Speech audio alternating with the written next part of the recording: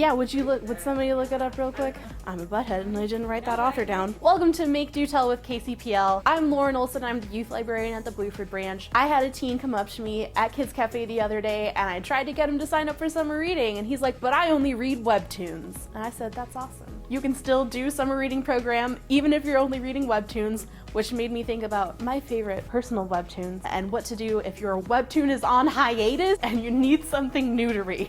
So if you're like me and you get in a reading drought when say Lore Olympus isn't available, I created a list of some of my personal favorite titles to recommend to you all. So let's start with a very, very popular Webtoon, Let's Play. So Let's Play's got elements of gaming culture, it's got elements of romance, elements of online fangirling. So what better place to start than Fangirl by Rainbow Roll. Fangirl is an excellent coming of age, true young adult title in that the main character is just starting her first year at college and no one really knows this, but she is the creator of a very, very popular fanfic about a kind of Harry Potter-esque series in this particular universe, and she's trying to make sure that the boundaries that she's drawn loosely between her real life and her online life as a fanfic writer aren't coming apart at the seams. My next favorite recommendation, if you enjoy Let's Play, is Guy in Real Life, and that's by Steven Brezanoff. This is about Lesh, who is a metalhead gamer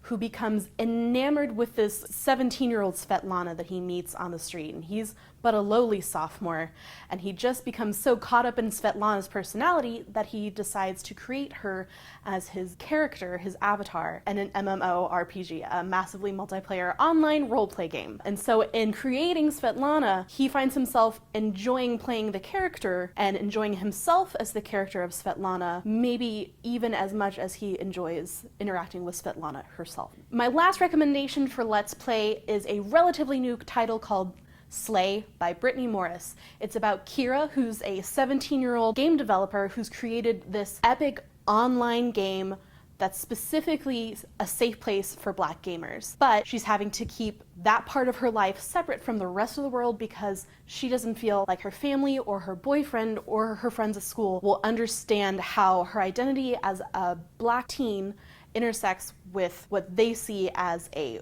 white hobby like gaming. On to the next one, Love Advice from the Great Duke of Hell. If you haven't checked out that webtoon, by all means, you absolutely must. It's another long-running webtoon to sink your teeth into, and it's about a teenage guy who decides he needs a little help asking out the girl of his dreams, who is secretly like a CIA-trained assassin. Wow, ramble time. He decides to ask out the girl of his dreams, who's secretly an assassin, by summoning a demon, the Great Duke of Hell, to force her to fall in love with him. Now, of course, it does not go as he planned, but he suddenly finds himself in control of a great deal of power. So that's kind of the direction I went with my recommendations for this webtoon. Death Note comes to mind. Classic story of boy finds notebook, notebook summons demon, demon kills the people whose names you write in the notebook. What could possibly go wrong? Also, I really recommend Hold Me Closer, Necromancer, because that's got a little bit of irreverent and awkward humor to it, just like Advice from the Great Duke of Hell has.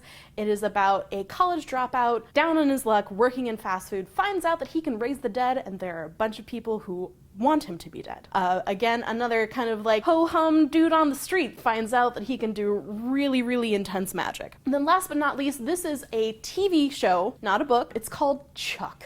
A little show called Chuck from about 10 years or so ago, way back in the mid-2000s. Chuck is a Geek Squad type employee at a Best Buy type kind of big box store, and he's just kind of, you know, he's a Stanford dropout, he isn't really successful, and then one day his roommate from college surprises him, forces him to download all of these national security secrets into his brain, and suddenly he becomes the top security asset of the whole world and falls in love with one of his handlers. So if you haven't checked out Chuck, it is a really fun time. Kind of got a bit of a romp to it. Every episode is a little something different, and I really, really, really like it. Last but not least, Lore Olympus is coming back soon. And so if you need something to just get you there, just a couple more weeks, here are some great takes on gods and goddesses from different pantheons and different adaptations. So first, probably one of the more faithful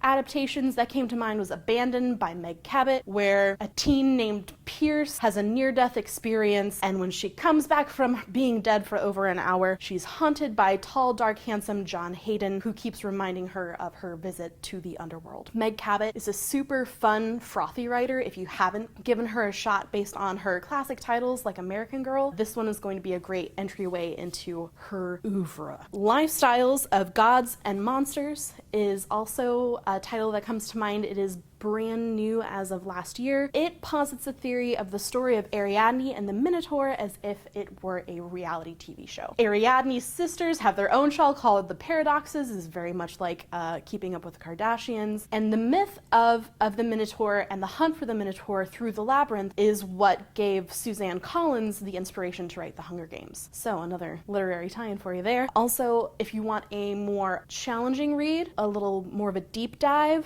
into our interpretations of myth, Song of Achilles by Madeline Miller is going to be one of the biggest, most beautiful, most lyrical books that you could try if you're really into modern tellings or explanations of classic myth. This is the story of the demigod Achilles as told by Patroclus, his best friend in the whole world and his most beloved. If you're in the mood for a different selection from the God Pocket, try the fantastic New Zealand TV show, The Almighty Johnsons. It's about kind of an everyday family of New Zealanders who just so happen to be reincarnations of Norse gods. And when the youngest member finds out on his 21st birthday that he is in fact Odin reincarnated and that he needs to set off on his quest to find his Freya, his whole family could be in jeopardy otherwise. It's full of wacky romantic entanglements and subterfuge and just a whole lot of New Zealand slang that I still don't know a lot of it. But definitely give Almighty Johnsons a try. If you enjoyed this video, like and subscribe. Tell us how much you want to hear what other books to read. I've been Lauren, thank you so much, and we will see you next time on Make Do Tell.